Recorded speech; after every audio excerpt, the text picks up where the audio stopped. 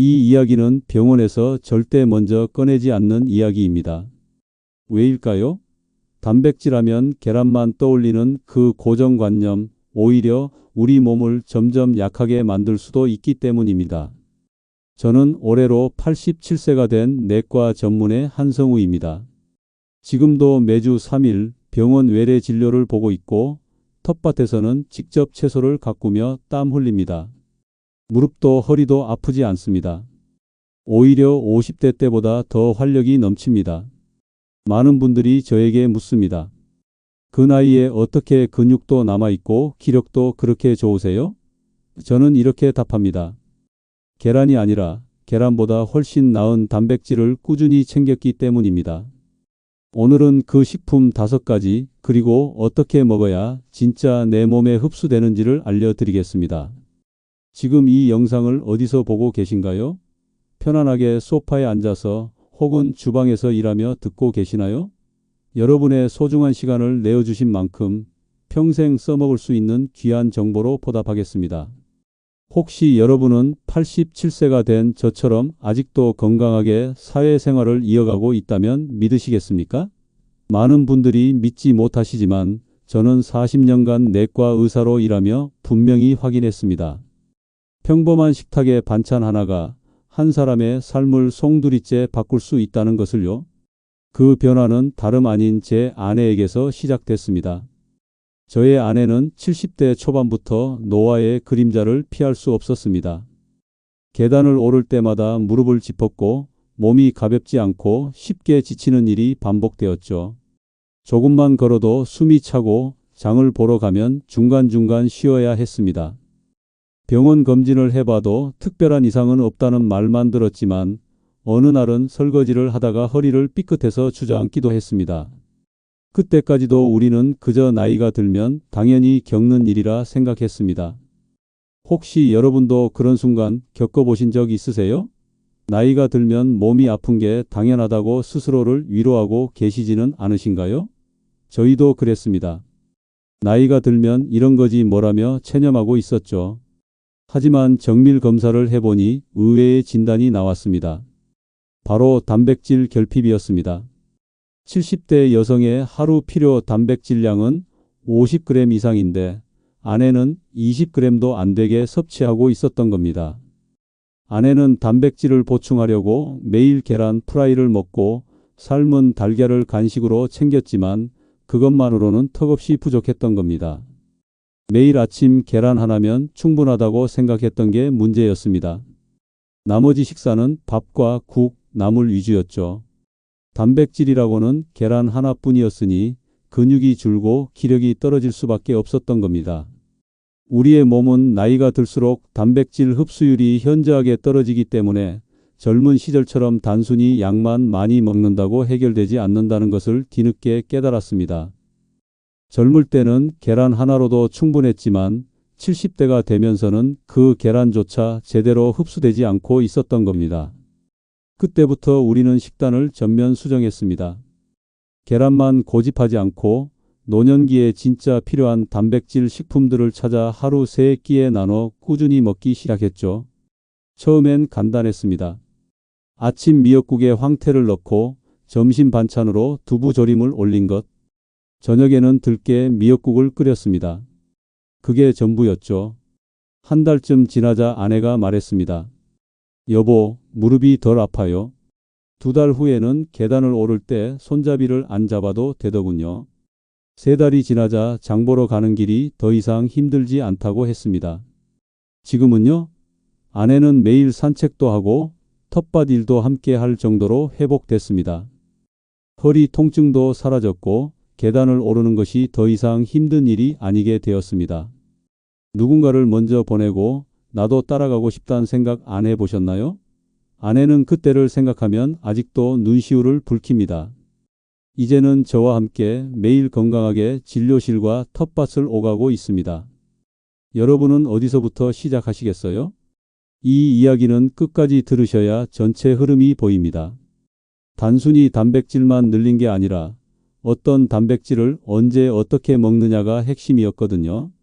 그러니 끝까지 이 이야기를 들어주시면 여러분의 건강에도 분명 큰 도움이 될 겁니다.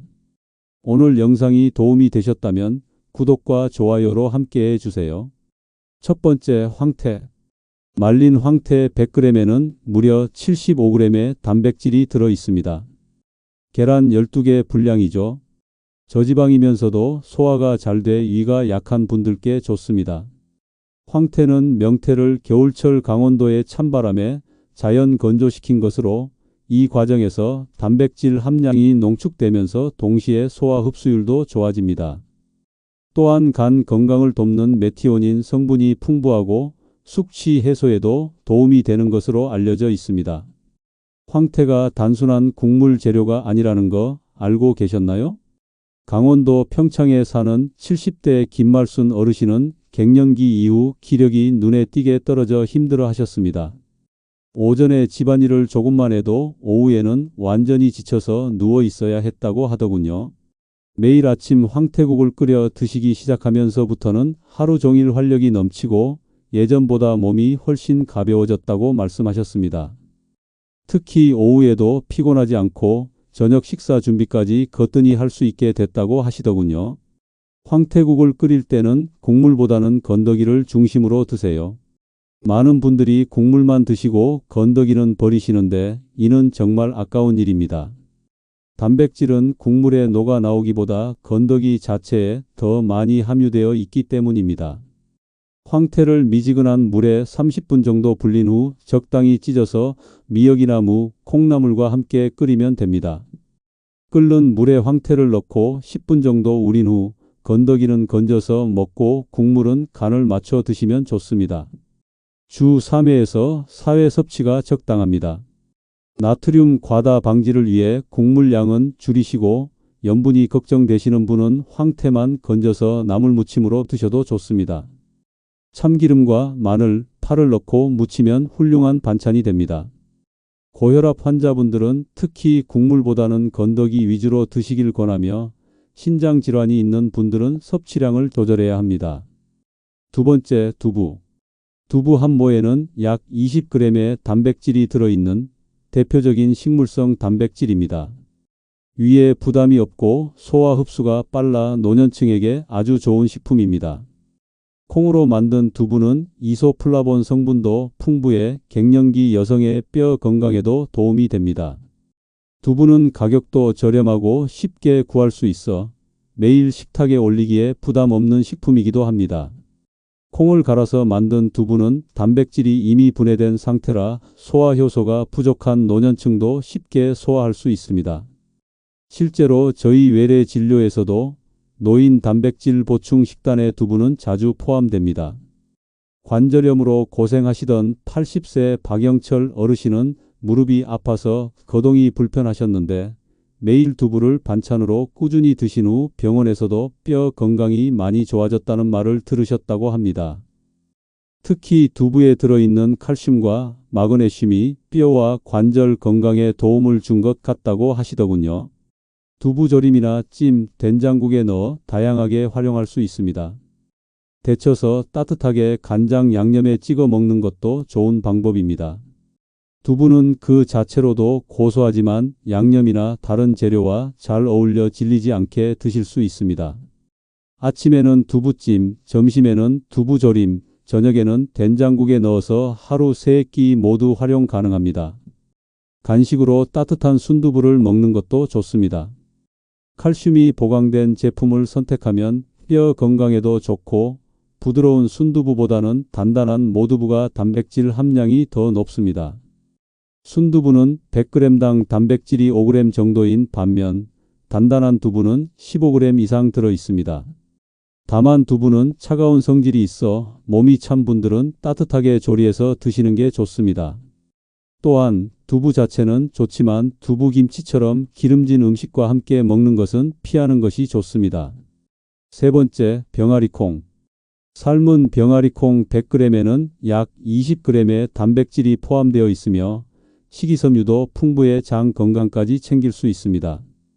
병아리콩은 일반 콩보다 단백질 함량이 높고 필수 아미노산이 골고루 들어있어 완전 단백질에 가깝습니다.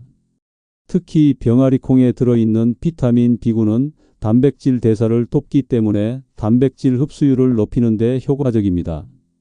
작은 콩이지만 그 속에 담긴 영양은 그 어떤 식품 못지 않습니다. 평소 변비로 고생하던 60대 여성분은 병아리콩을 밥에 넣어 먹기 시작한 후 화장실 가는 것이 훨씬 편해졌다고 하셨습니다.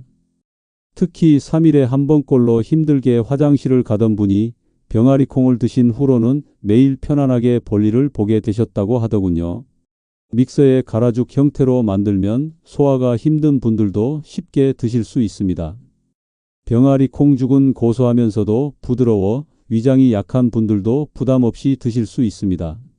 물에 충분히 불린 후 삶아 냉동 보관해 두면 편리합니다. 한 번에 1kg 정도 구입해서 반나절 정도 물에 불린 다음 압력솥에서 20분 정도 삶으면 됩니다. 삶은 후에는 한 컵씩 소분해서 냉동실에 보관해 두고 필요할 때마다 꺼내서 활용하세요. 죽으로 만들거나 밥을 지을 때 넣어서 드시거나 샐러드에 뿌려 먹고 콩자반처럼 만들어 반찬으로 활용할 수도 있습니다. 고소한 맛이 있어 간식으로도 충분합니다. 복부 팽만감이 있다면 소량으로 시작하세요.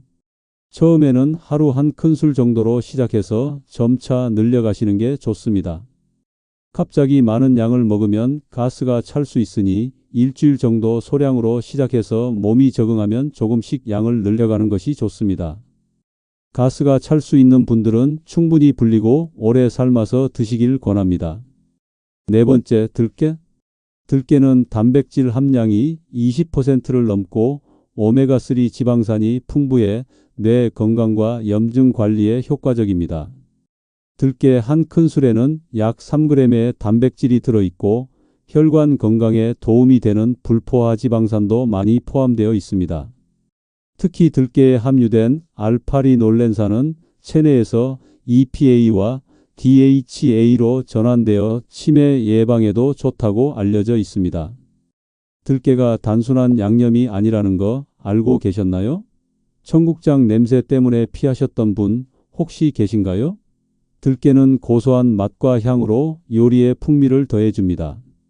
고지혈증을 앓던 68세 정철수 씨가 들깨, 미역국을 아침에 꾸준히 먹은 뒤 3개월 후 혈액검사 수치가 눈에 띄게 개선된 사례도 있습니다. 총 콜레스테롤이 280에서 220으로 LDL 콜레스테롤은 180에서 130으로 떨어졌다고 하더군요. 들깨의 불포화 지방산이 혈중 콜레스테롤 수치를 낮추는 데 도움을 준 것입니다.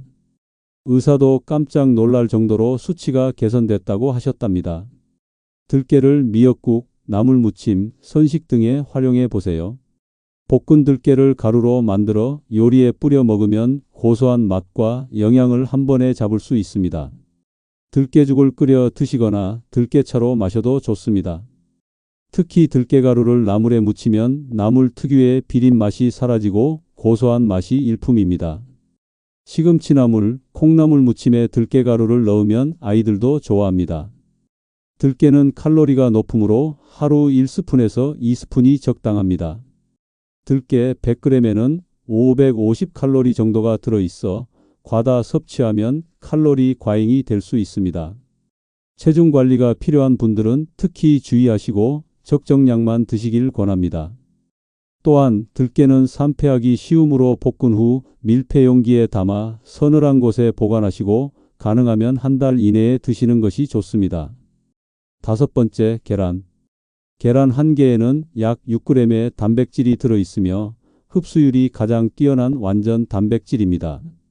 계란은 인체에 필요한 필수 아미노산을 모두 포함하고 있어 단백질의 기준이 되는 식품입니다. 세계보건기구에서도 계란의 단백질을 100점 만점으로 평가할 정도로 완벽한 단백질입니다. 비타민과 미네랄도 풍부해 종합 영양식이라 할 수 있죠. 노년층의 근육 유지에 필수적인 류신과 같은 필수 아미노산이 풍부하게 들어있어 여전히 중요한 단백질 공급원입니다. 위가 약한 분들도 삶은 달걀로 부담 없이 섭취할 수 있습니다. 79세 최순자 할머니는 소화불량으로 고생하시다가 반숙 계란으로 바꾸신 후 속이 편해지셨다고 하더군요.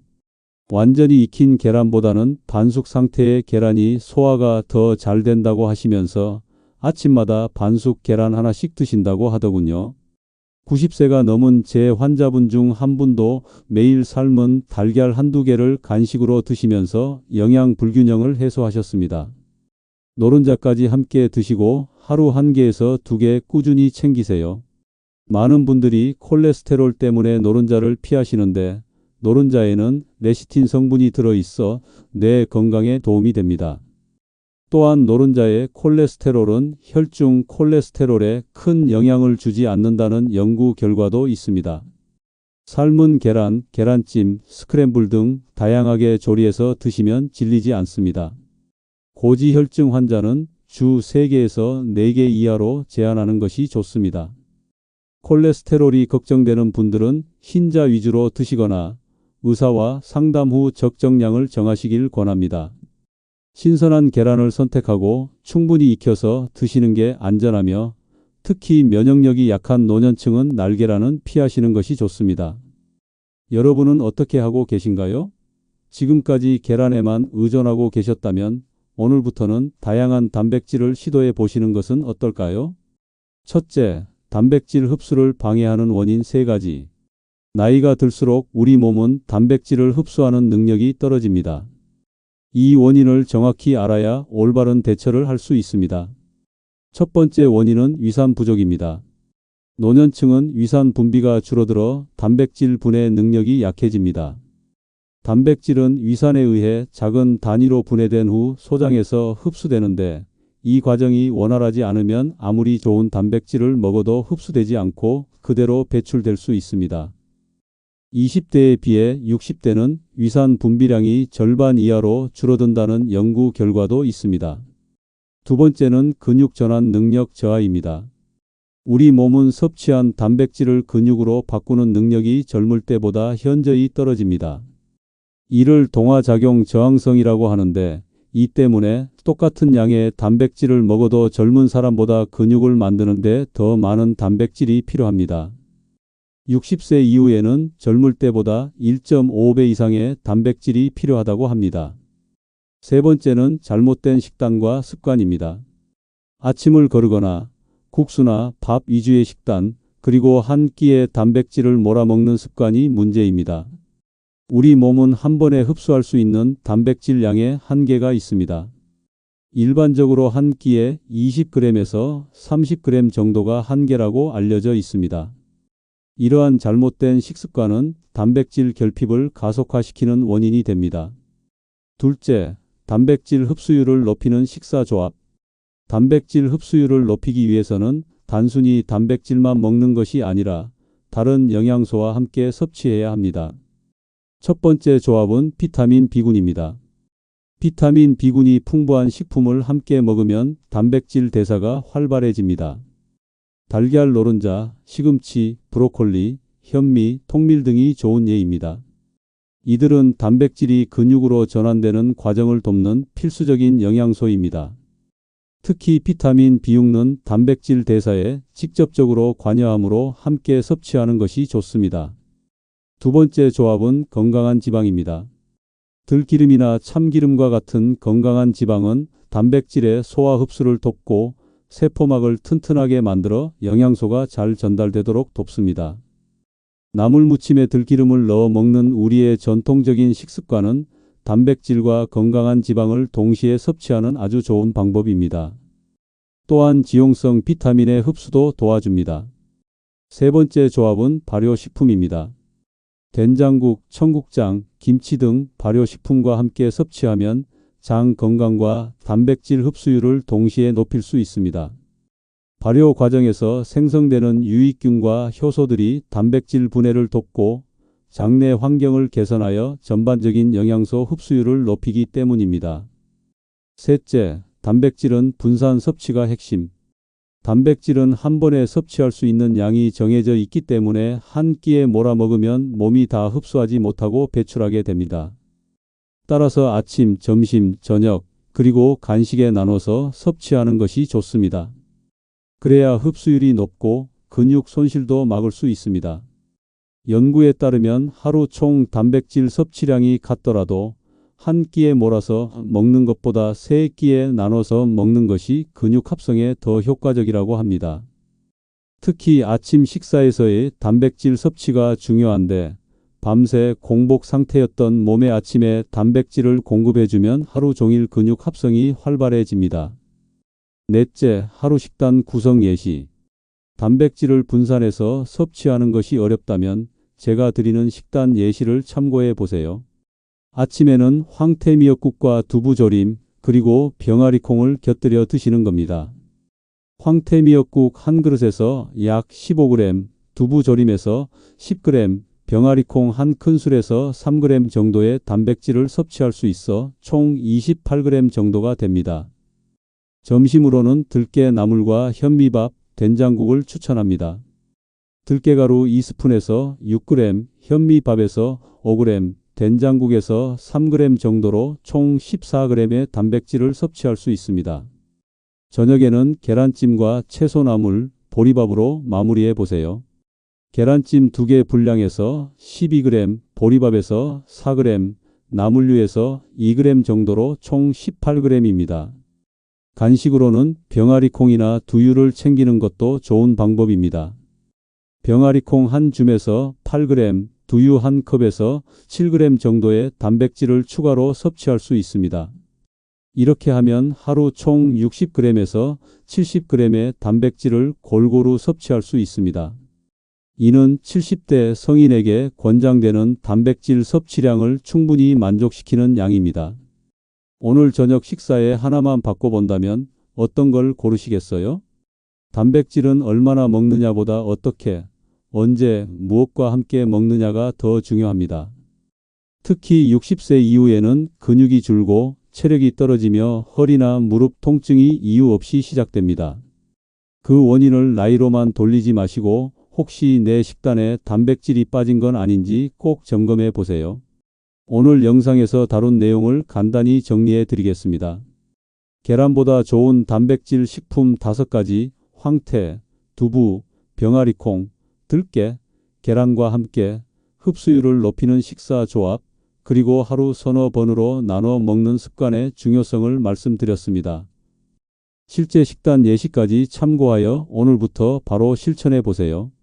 지금 시작해도 절대 늦지 않습니다. 우리 몸은 생각보다 훨씬 더 회복력이 뛰어납니다. 오늘 당장 거창한 것을 바꿀 필요는 없습니다. 오늘 저녁 식사부터 하나만 바꿔보신다면 어떨까요? 황태 한 줄, 두부 반모, 병아리콩 한 줌. 그게 근육과 면역력을 지키는 가장 쉬운 실천일 수 있습니다. 당신은 오늘 어떤 한 가지를 바꿔보시겠습니까? 이 작은 변화가 여러분의 100세 건강을 위한 첫걸음이 될 것입니다. 지금 시작하면 내년 이맘때쯤 어떤 삶을 살고 있을까요?